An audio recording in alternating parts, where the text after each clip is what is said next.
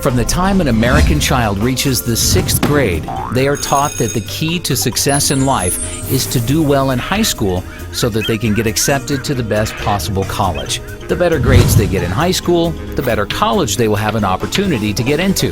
They are taught that if they get into a great college and get their college degree, any type of job they desire in the field of their choice will be there waiting for them.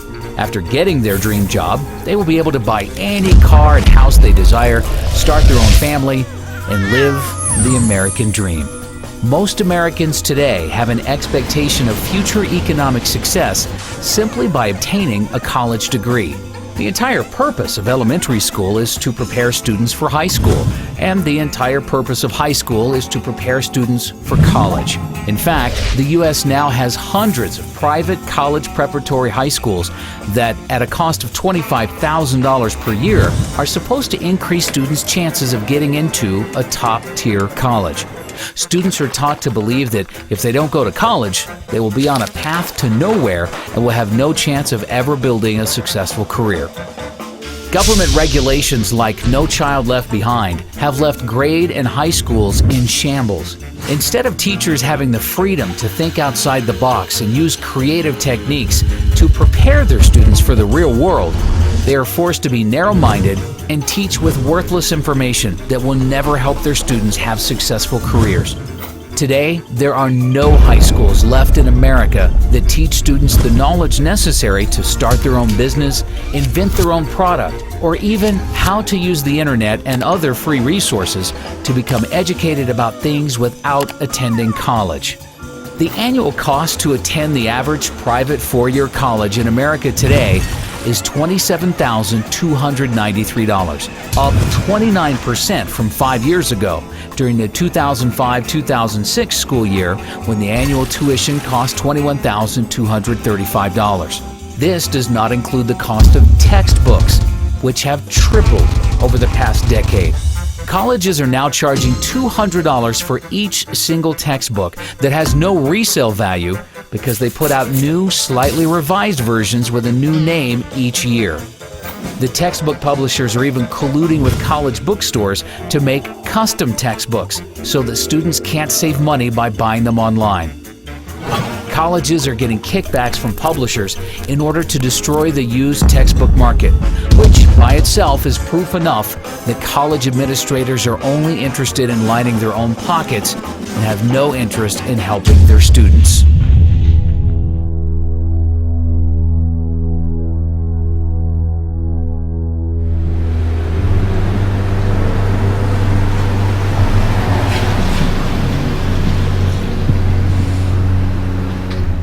You have to have a certain kind of brain to understand the dead language that they write in textbooks. But they brainwash you from a little kid up so that you buy into the system and you get good grades and you study hard and then you become a member of the total system. No freedom. You don't know how to think, because they told you how to think their way. College tuition has seen 5.15% annual price inflation over the past 5 years. This is despite the fact that U.S. real estate prices are down 26% from their peak in July of 2006, and the Dow Jones is down 18% from its peak in October of 2007.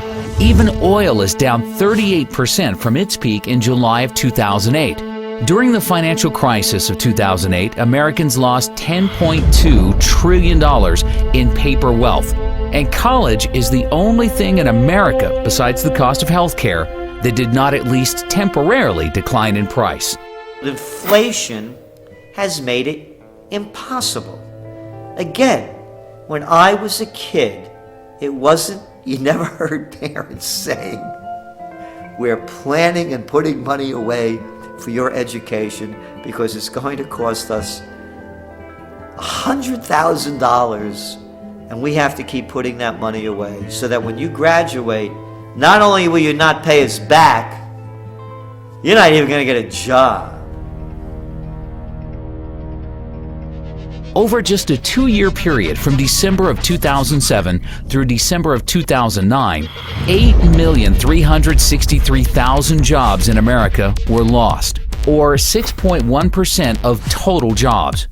1 year later, in December of 2010, thanks to the Federal Reserve and the U.S. government spending $4.6 trillion on bailouts, stimulus programs, and other government spending, 1.124 million jobs in America, or 0.9% of total jobs, had been recovered.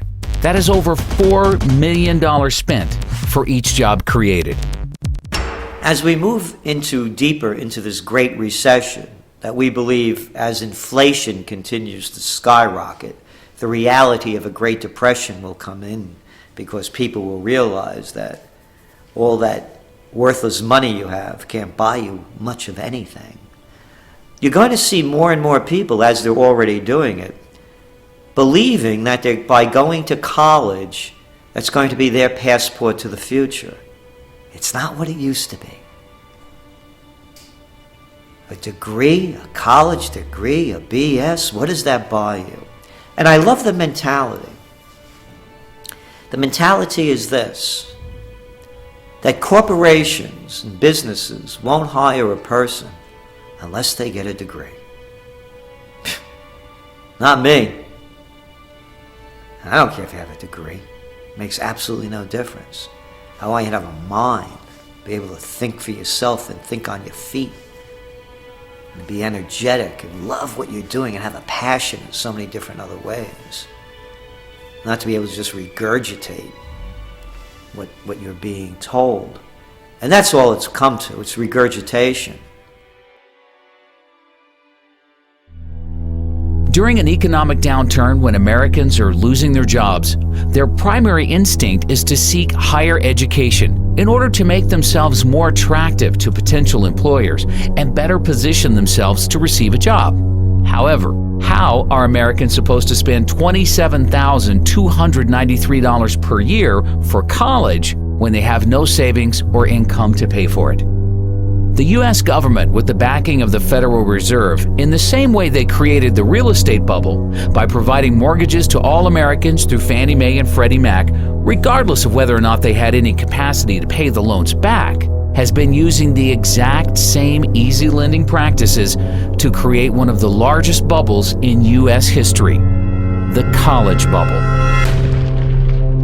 College students borrowed $106 billion in total student loans for the 2009-2010 school year, up from $96 billion in 2008-2009, $94 billion in 2007-2008, $87 billion in 2006-2007, and $83 billion in 2005-2006. Total student loan debt in the U.S. currently stands at $830 billion and now exceeds credit card debt.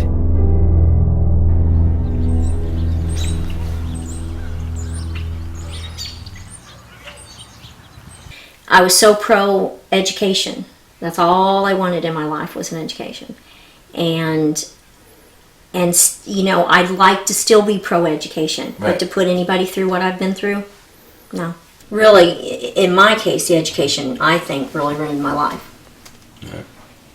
So, I mean, I would have been better off if I just would have gone to work at, you know, McDonald's or something, actually. So, That is unbelievable. because this is a debt I can never get over.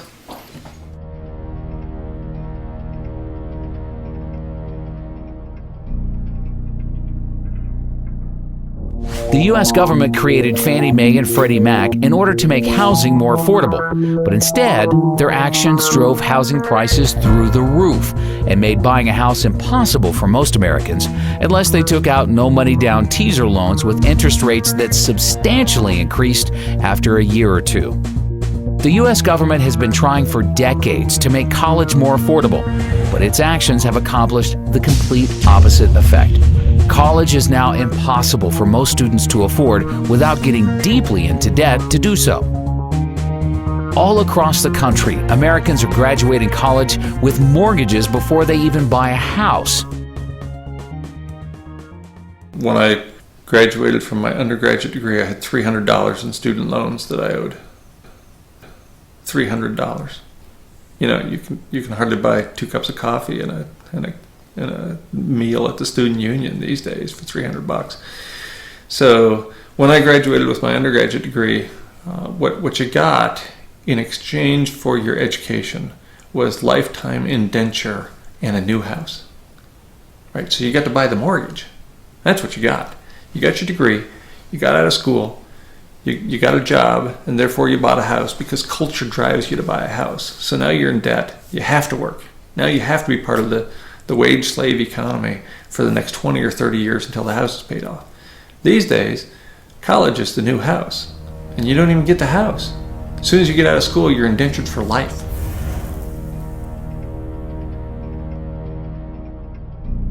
When you started taking out loans, what kind of debt did you end up getting into, and how much have you been able to pay off, and how much do you still have? When I walked out of dental school, I was $136,000 in debt, and I have paid in close to $100,000 right now.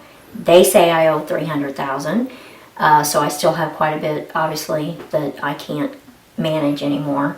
And I've done everything I can to try to manage it, but it becomes unmanageable at a certain point. One of the loans, the HEAL loan, was a health occupation loan, and when that defaulted, then I can no longer see Medicare or Medicaid patients. So I'm very selective of where I can even work anymore. Wow. Because it ties my hands. If I wanted to go into indigent care or one of the free clinics or something, I couldn't.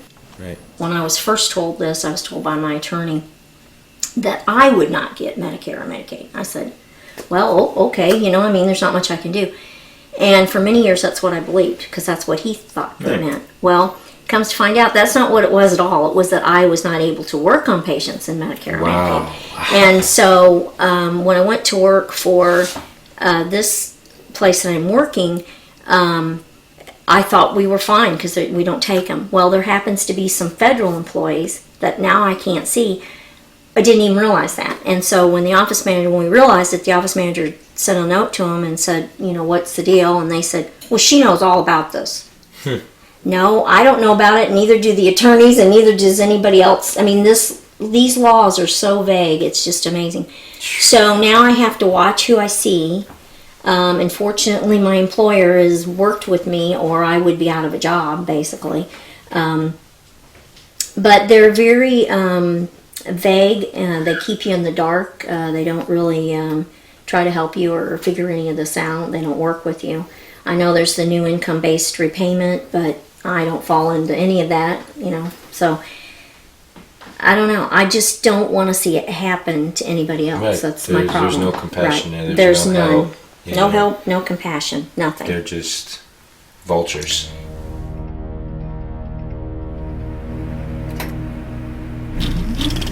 Back in the 1970s, the average college student was able to afford their college tuition without any student loans or help from their parents. They were able to pay for college by working a part-time job year-round or by simply working full-time during the summer when they were off from school. Not only that, but they were also able to afford their own car payments and possibly a small apartment. The U.S. government destroyed this by providing easy student loans to anybody who applied for them without any credit requirements.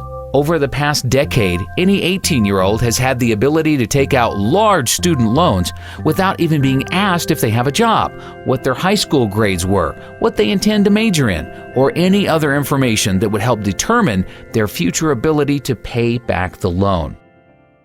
These are, this is a paper, and this is of course a copy, I have the original, of what they gave me the day I graduated from dental school. What amount, income level I would have to make, and how much of that would go to school loans, and what percentage. First off, I never even made enough in a month to pay the monthly school loan amount, so that's why it went into default. Right, and they basically made just completely unrealistic projections. Totally unrealistic, right? Yes. I've not even managed to make any of them. Wow. At all. So this year, of course, they're projecting I would clear about $260,000, and I'm making about $80,000. Where do they come up with these numbers? Well, I'm not sure, and I think that was the whole problem. Over 400,000 in 2015, which will not ever happen. The problem is, it also is your percentage of your school, of what they're taking. I know it's been proposed at 10%, and I think that is the fair amount. But at some points, I paid as much as 34% of my wage, 32% of my wage. Right now, I'm paying 25% of my wage to school loans. And that's a huge amount when you have other debts and other bills as well. Thank you so much. No, thank you very, very much for what you're doing. I appreciate it. Thank you. Really appreciate the help. Today, 2/3 of students are graduating college with an average student loan debt of $24,000. And the government is now making the situation many times worse by completely taking over the student loan business. Hidden inside of the recently passed health care bill, the government passed a complete student loan overhaul where they removed commercial banks from providing loans to students. Now, all students will receive their loans directly from the government at artificially low interest rates. There's absolutely no reason why we, the taxpayers, should be funding college education. And that's what we're doing when they're giving government aid. You know what my college debt was when I got out of school? $1,500. $1,500. You talk about inflation? You talk about inflation? You know what it used to cost me a whole year to go to school? $2,000. And that included room and board. You want to talk about inflation? You're never going to be able to get out from that debt. You're an indentured servant. That's right. That $120,000 you owe, the $80,000, the $40,000, the $250,000 if you're a good student that went to law school and you're that much in debt without a job, you have to pay it back. There is no way out. That's the system.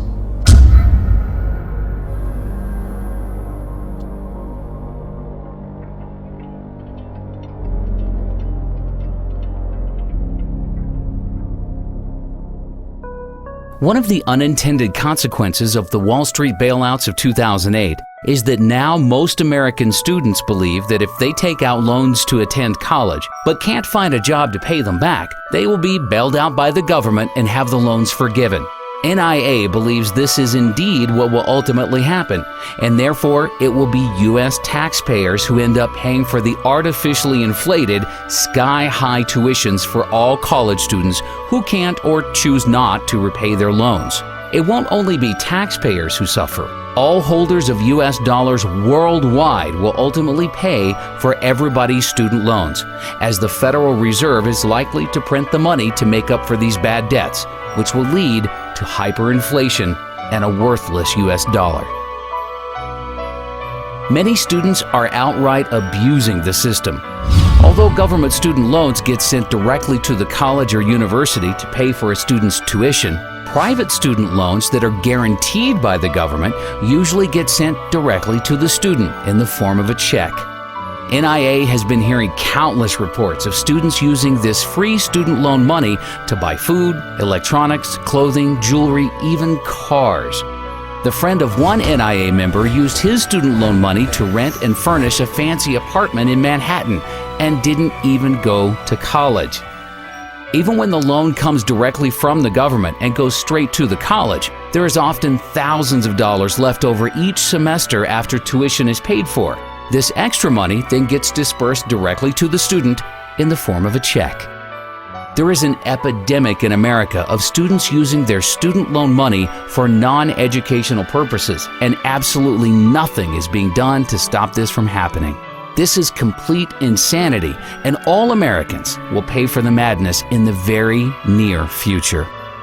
One NIA member from Kansas City, Missouri, has a wife who was one semester short of obtaining her teacher's degree. Instead of borrowing the $8,000 required for tuition at Northwest Missouri State University, she took out a government student loan for $13,000 and used the extra $5,000 to buy a used car. Unfortunately, shortly before graduating, Kansas City closed several schools and laid off 300 teachers.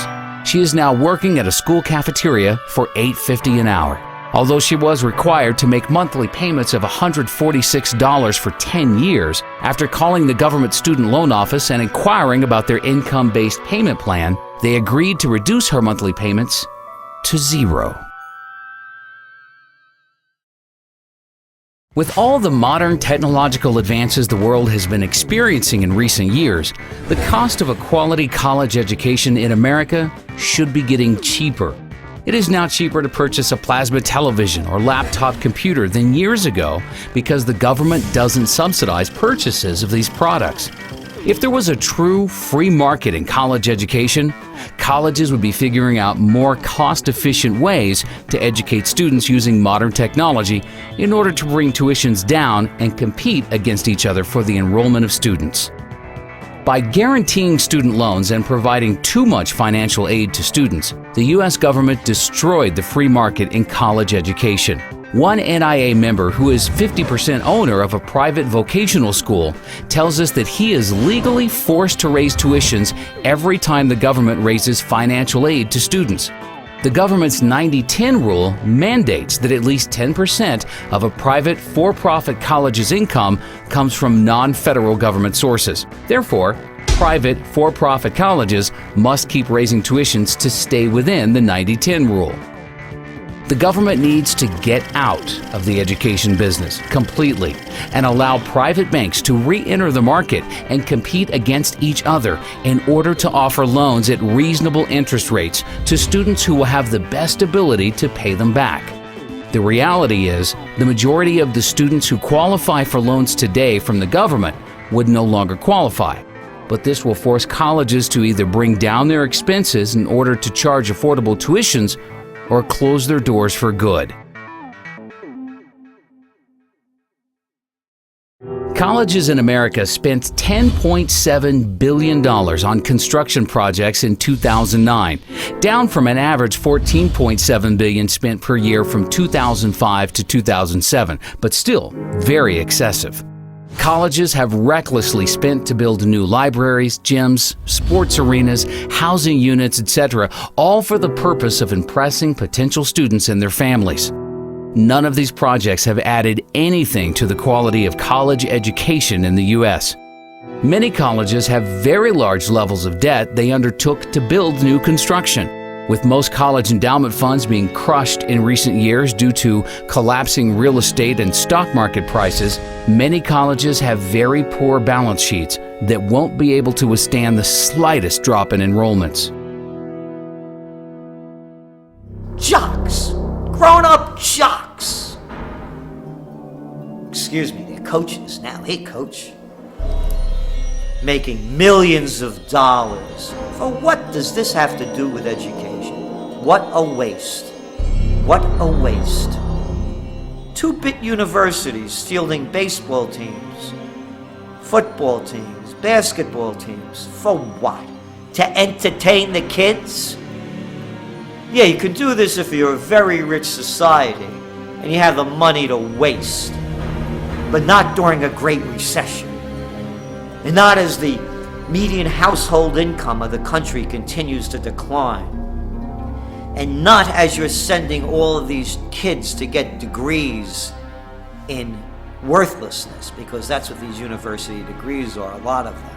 It's a waste of money, it's a waste of energy, and it's an affront to anyone who really wants to think seriously about an education, because it has nothing to do with the NCAA. We are sort of seeing the perfect storm. We have seen all this construction in the past few years, and if you're a college president, putting your name on a building is quite nice. But you are not there, you probably have moved on somewhere else while your name is on the building, but now the operation and maintenance costs are now falling due. And that was never part of the original bond issue, so now we have all these facilities coming online. Students, are being stressed financially, parents are being stressed financially, tuition is going up like crazy. Even those schools that are lucky to have endowments, typically they're not having the return they used to have in the old days. So there is just this tremendous culmination of things all coming together that is just going to just stress the system completely. We just saw that there were even riots in UCLA when they saw a 32% increase in tuition. I mean, do you think that we'll start to see a lot more, riots and students getting angry at these tuition prices? I would love to see a little more activism on the part of my students. I think they have been taking this now for such a long time that maybe it's just part of the scenery now, and they're not really worried about it anymore. And I also think a person that's 20 years old, 22 years old, does not realize the implications of not being able to escape student loan debt.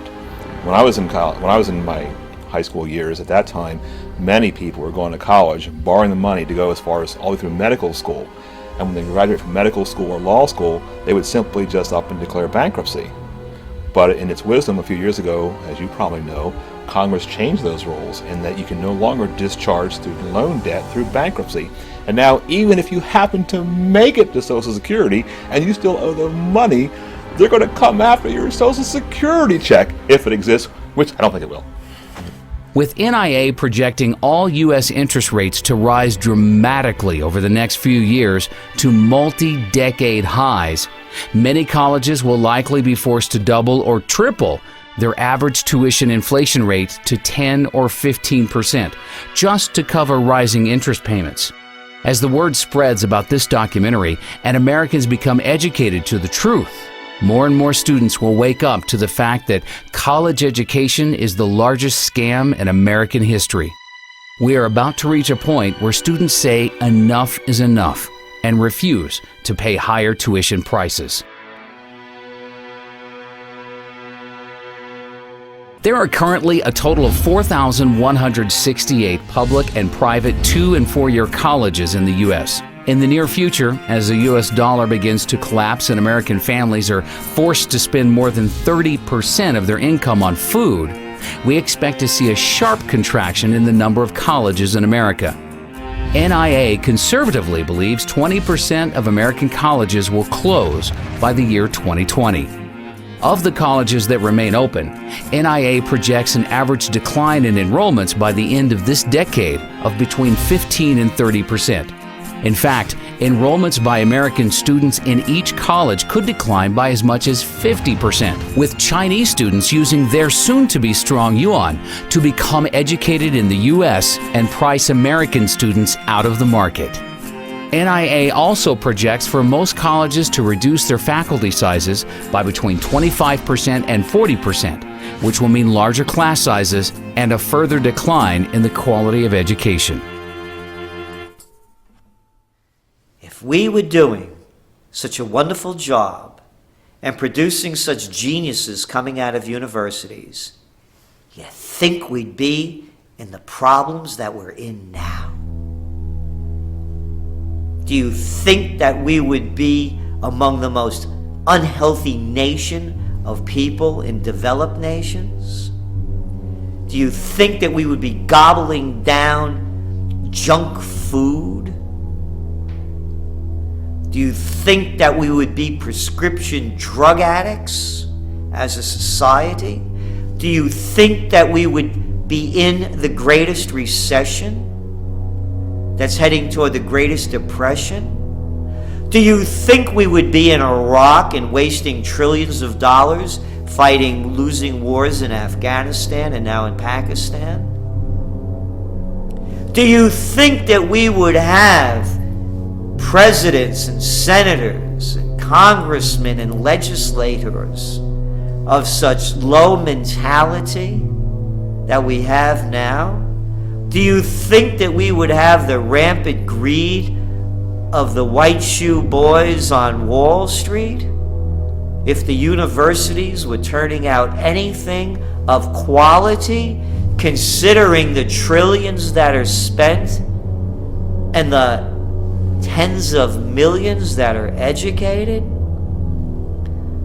By their deeds you shall know them. Look what American universities have produced.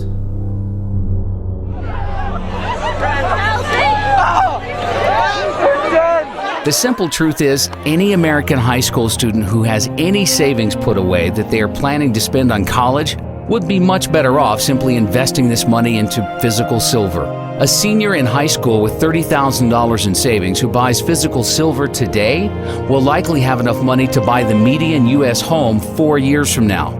while all of their friends will be graduating college with no job or money to buy a house, but will be stuck with hundreds of thousands of dollars in debt and a worthless piece of paper called a college degree. How worthless is education? Let me count the ways. My worthless college degree. Worthless. That's what a college degree is worth. Here's my worthless law degree. Equally as worthless. Here's my worthless license to practice law. Worthless. And here's my worthless computer science degree. Also worthless. That's the value of education.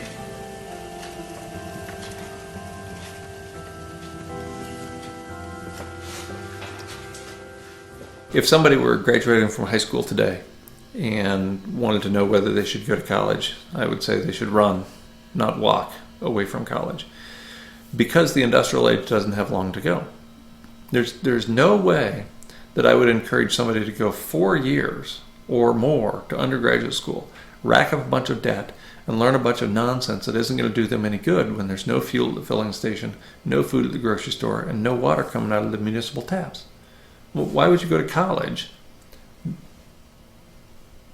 to go into a huge amount of debt to get nothing in return, not even something that might facilitate your survival, much less your ability to thrive? So at this point, at this late era in the industrial economy, I wouldn't encourage anybody to go to college. It hasn't been a very good deal for quite a while, and it certainly is a really bad deal now. I confer upon you the degree for which you have worked so hard, with all the rights, privileges, and responsibilities thereto. Congratulations.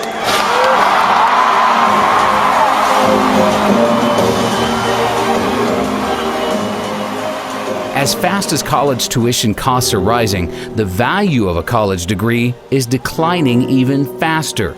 The youth in America today need to be taught to think for themselves and realize that there is no value to having a college degree if everyone else has one. I was in the student union where graduation was about to take place, and they had a series of plaques on the wall. And they listed all the students who had graduated with a 4.0 grade point average. And the first plaque had, all the plaques were basically full of names. But the first plaque had the first 50 or 60 years of the university represented. To fill that plaque with the 20 or so names on it required 50 or 60 years of higher education. Of course, in the most recent 5 years, there were multiple plaques for every year. We're churning out 4.0 students at the rate of a couple hundred a year. That used to mean something. If you're the only person that in the first 40 years of the history of the institution to have a 4.0, that's meaningful. Now everybody's a 4-point student. Our standards have fallen so profoundly that anybody with a heartbeat can get a 4-point average. It's just absurd.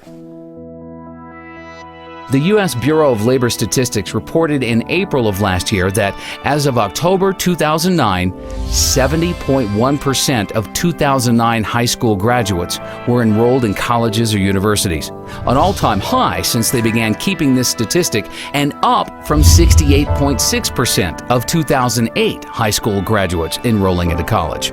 In other words, there is no longer anything special about a college degree in America if 70% of everybody else is also attending college to receive one. NIA is working hard to ensure that it will soon become common knowledge in the U.S. that a college degree gives you no advantage over the rest of the population. When Americans finally learn the truth, the college bubble in America will burst.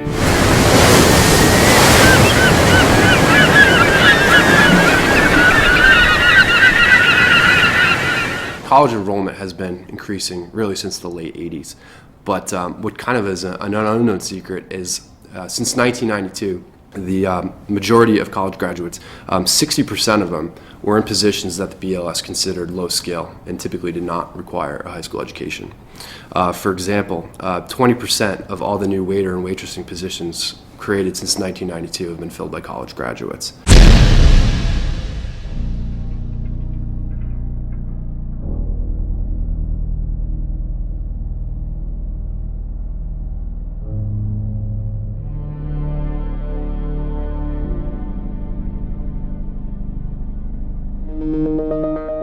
Of the 29.9% of recent high school graduates not in college, 70% of them were able to successfully find jobs without a college degree. These Americans are already building important workforce experience, which NIA considers to be far more valuable than any piece of paper.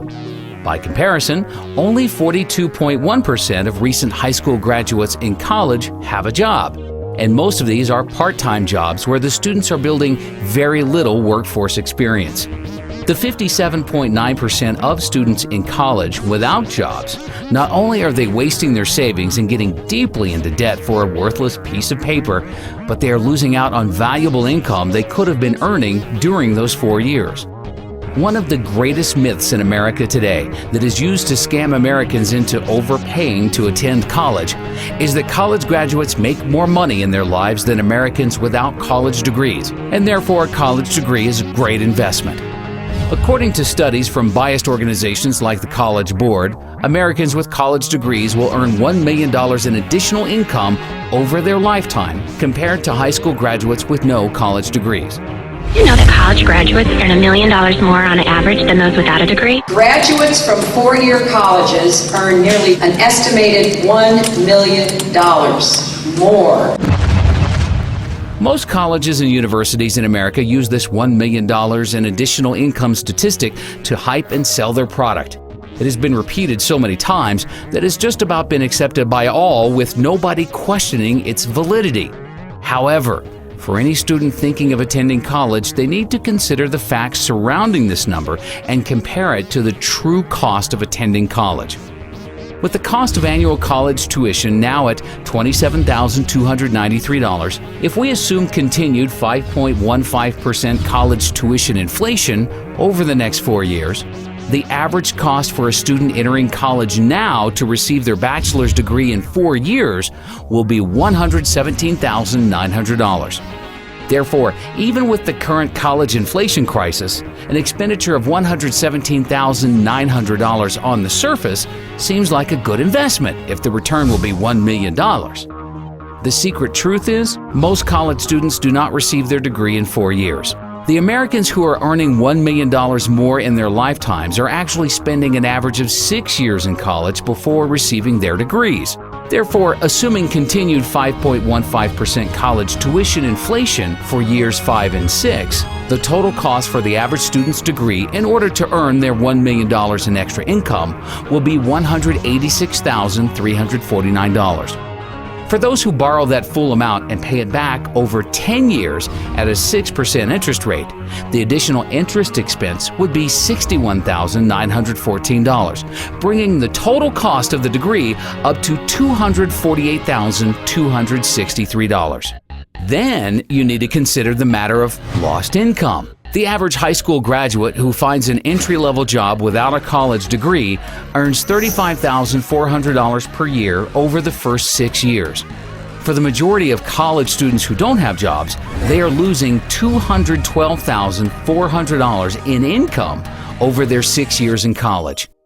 Combining the expected cost to attend college for 6 years with potential interest expenses and lost income, and now we are at a total cost of $460,663, all for the hope of earning an extra $1 million over a lifetime. Another important fact is, all of the reports that show $1 million in extra income for college graduates over high school graduates include students who receive GEDs as being high school graduates. Most GED recipients weren't motivated enough to graduate high school and therefore shouldn't be included in these statistics as real high school graduates. NIA believes GED recipients are unfairly skewing down high school graduates' average incomes. Also, the simple truth is, some Americans are just more motivated than others to make money and have successful careers. Somebody who wants to earn a high income usually goes to college because they have been suckered into believing it offers them the greatest ability to do so. Whereas most Americans who don't attend college don't have as strong a desire to have a successful career. 95% of college graduates interviewed by NIA with annual incomes above $200,000 tell us that their college degrees had absolutely nothing to do with their business success.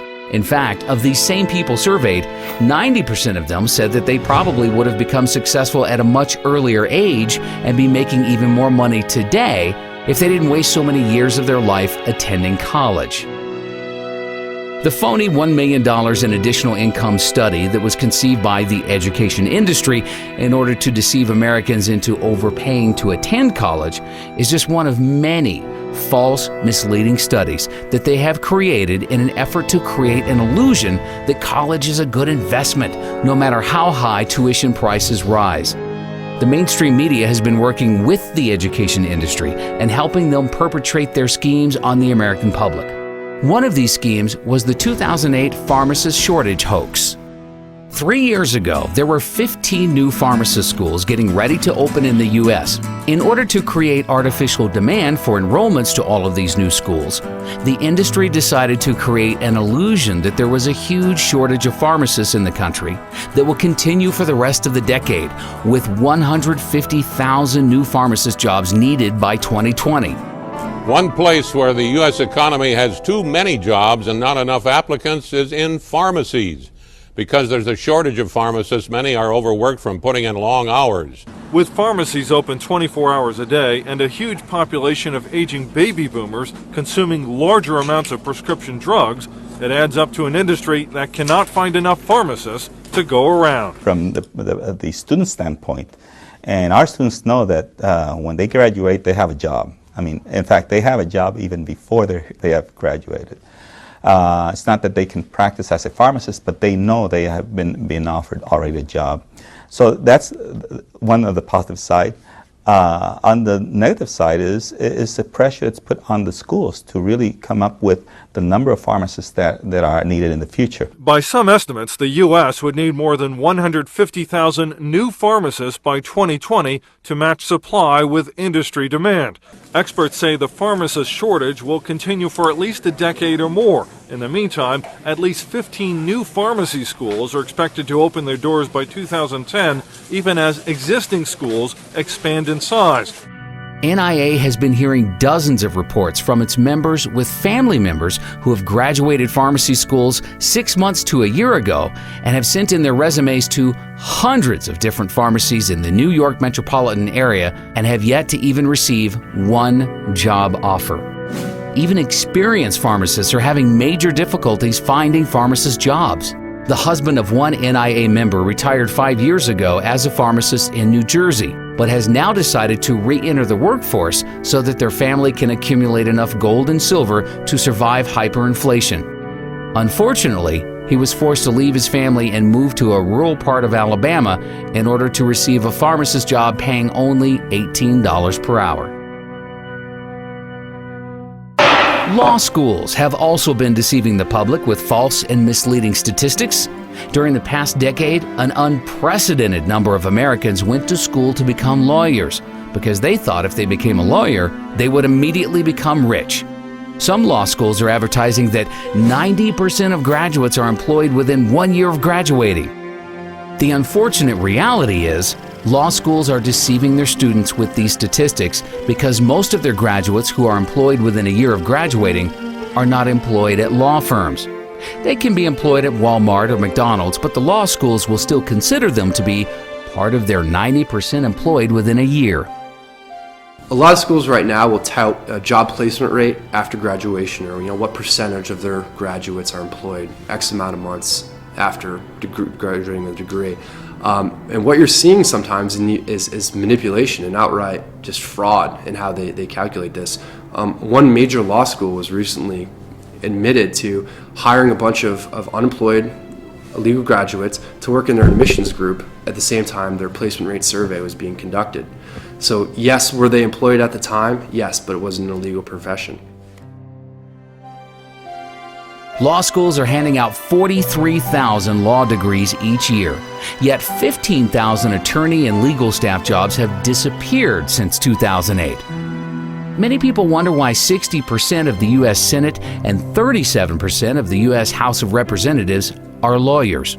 Well, the reason is they go to Washington in order to pass as many new, harmful, and destructive laws and regulations as possible in order to provide enough work for all of their lawyer friends.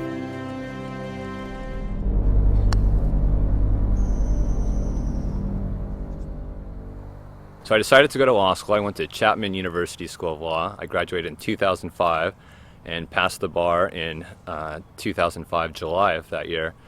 And overall, I did not have a good experience in law school. In fact, the first week going into law school, it was not at all what I expected.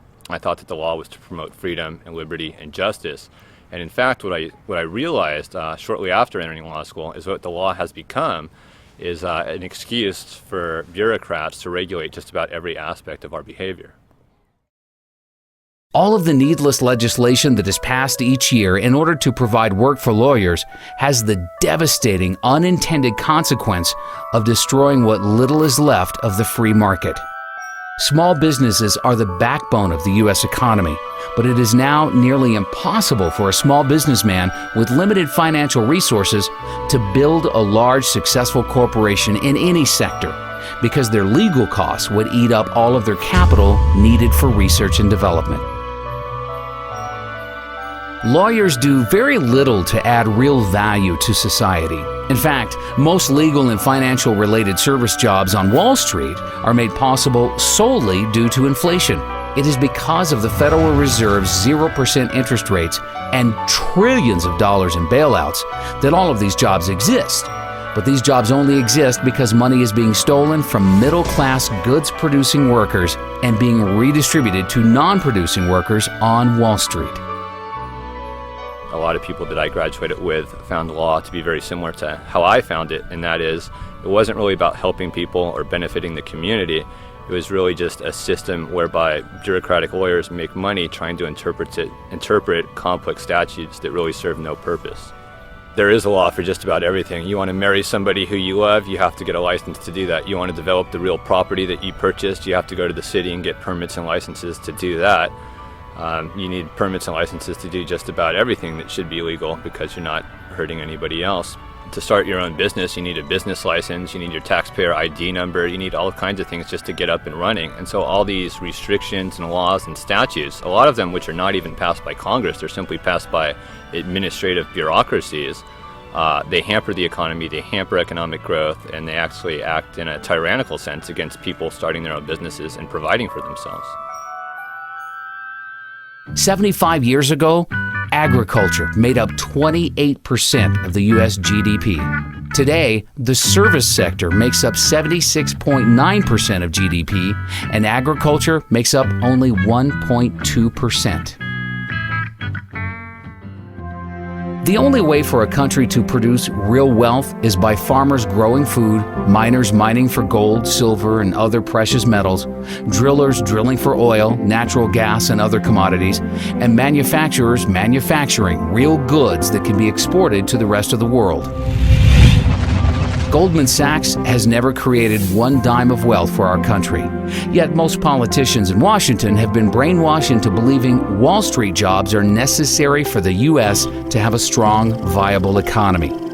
Likewise, nearly all Americans who have gone to school during the past decade have gone to school for degrees in legal, financial, or other service sector jobs. Almost no Americans have gone to college to become farmers, gold miners, or oil drillers.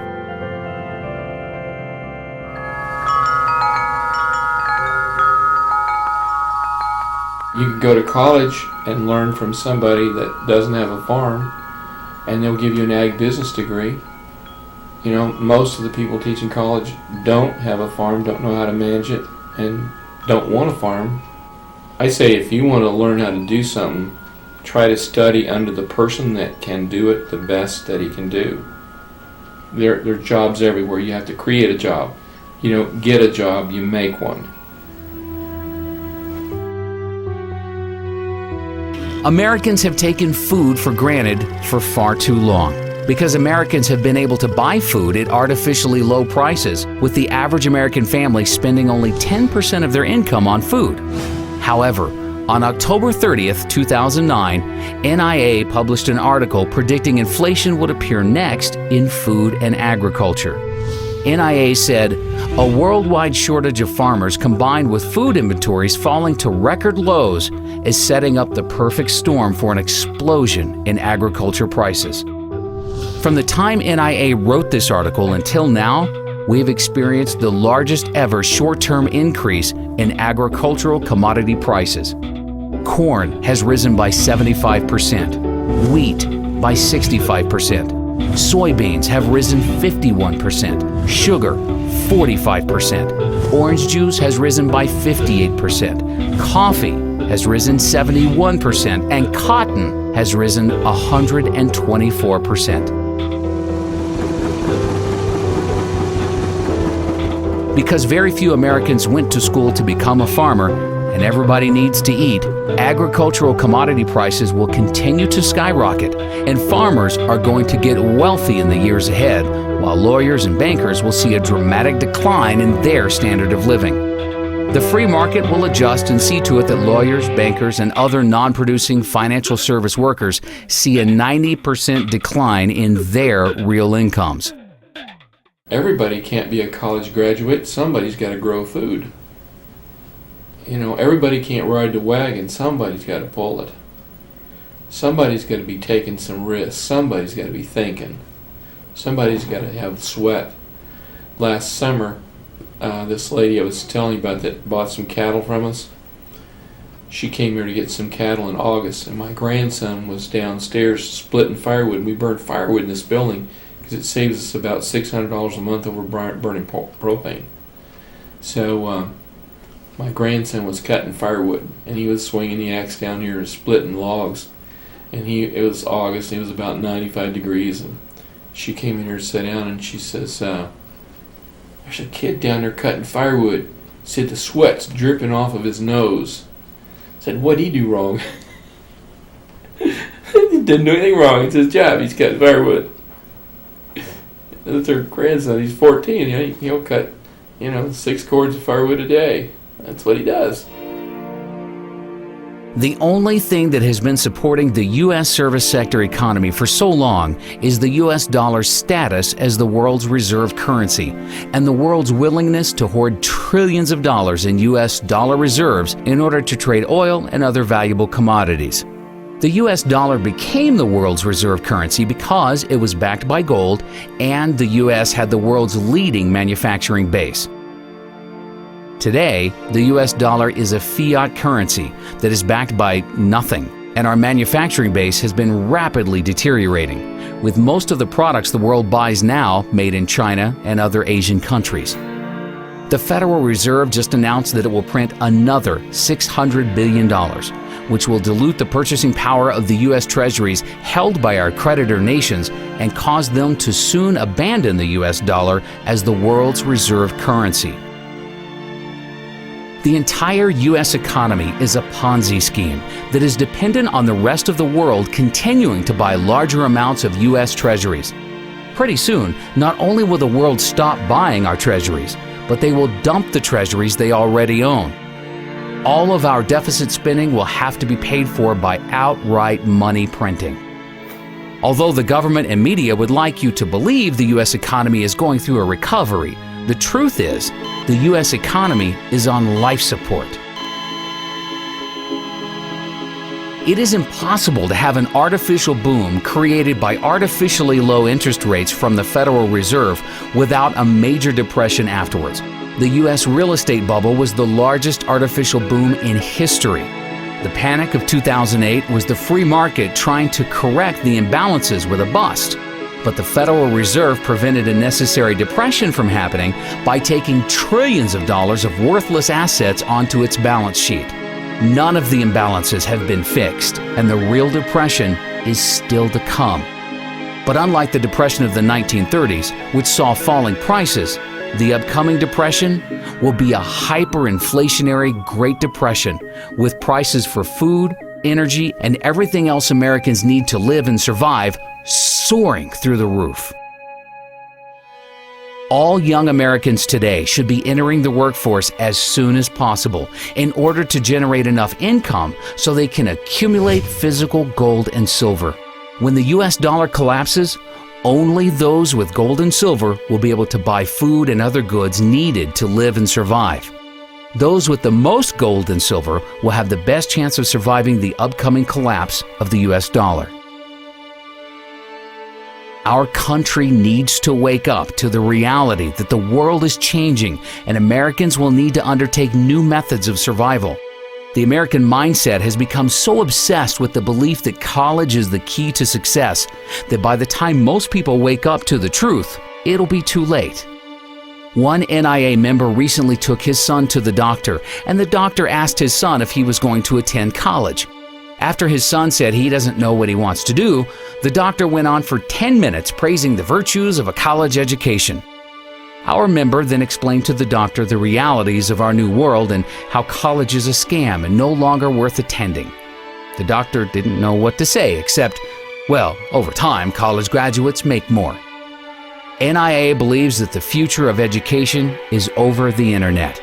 Americans today can purchase just about any type of product they want over the internet for substantially less than they can find it in a retail store, because online retailers have substantially less overhead costs. Walmart's biggest competitive threat today is not Target, but is actually Amazon.com, which now has a $79 billion market cap and is fast catching up to Walmart's $204 billion market cap. The largest and most profitable college of the future will be an online college that attracts all of the most successful professors from around the world and allows them to teach an unlimited number of students over the internet. Students will have the opportunity to be taught by the very best in any field of their choice from the comfort of their own home. They will receive a much higher quality education for only a small fraction of the cost of attending a traditional college. By the end of this decade, NIA expects online colleges to gain at least a 25% market share of the total higher education industry. Well, you actually also teach online courses as well. I mean, do you think that that's the future, online learning? I think the future actually is online learning. If the grid can stay up, which I hope it does, I think most people have an interest in seeing that happen. So I think a lot of things could fall apart before the grid and the internet does.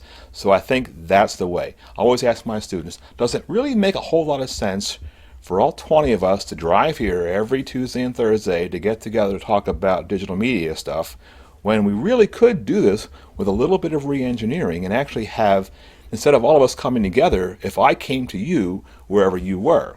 I think that's a model of the future. If you figure out each student probably spends 2 gallons of gas a day to come to class, times 20 students, times 15 weeks, add up how much gas that is and how much that costs. Who wouldn't want to have that money back, especially over a couple of semesters? Especially now because we have a much richer media environment to use for teaching and learning. I can now embed videos in my classes. I can bring in things like the National Inflation Association videos to my classes. I can bring dynamic, compelling things to my class that even in the old days, if I was really a compelling speaker, it's far better now. So even a mediocre professor like me can make my class rich and interesting, even in the online environment. You tell me the difference about sitting in an auditorium in NYU with 1,000 other people or sitting in front of your screen and listening to a professor. What's the difference? Look what's going on in India. They estimate some 500,000 Indians have gotten university degrees in engineering through online. Interactive view is what I called it back then. And how many did we turn out in the USA in the same period? About 150,000. It's the future. The future is now. But they're holding us back on real internet learning, real real digital online learning because of the people that want to control the system, the ones that want to have the tenure, the whole college industrial complex. That's all it is. It's a racket. Just like war's a racket, colleges have become a racket. While millions of Americans are at home right now wondering why are food and gas prices going through the roof, there is a small group of U.S. citizens that are preparing right now for the collapse of the U.S. dollar. These select few Americans will not only survive the upcoming hyperinflationary crisis, but they will be positioned to prosper and become wealthy as the rest of America is going to go broke. On December 11th of 2009, NAA declared silver the best investment for the next decade at only $17.40 per ounce. Just recently, we saw silver hit a high of nearly $50 per ounce for a gain of 185% for our members. In fact, in February of 2010, NAA suggested silver call options that ended up making a gain of over 1,000% at its high. You know, it amazes me how many people have been contacting us recently. I mean, every week we receive countless emails from people that say that they've learned more about economics from being a member of NAA for just 1 month compared to studying economics in college for over 4 years. NAA members receive weekly articles, videos, and updates with priceless economic information that the mainstream media is afraid to talk about. All across America, students are being brainwashed right now with Keynesian economic principles that got us in the debt crisis that we're in today. We are not going to solve our economic problems by making the same mistakes in the future.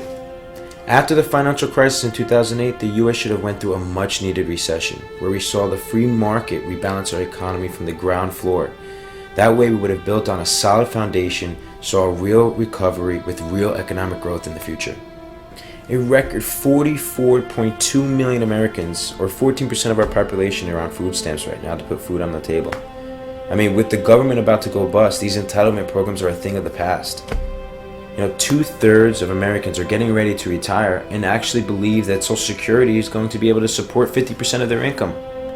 I mean, let's face it, retirement in America is also going to be ancient history. Even Americans that have millions of dollars in the bank will soon go broke. The new wealthiest class of Americans are going to be the ones that become educated and start learning about the truth about our U.S. economy. Start thinking for yourself. Sign up and become a member of NIA for absolutely free at inflation.us.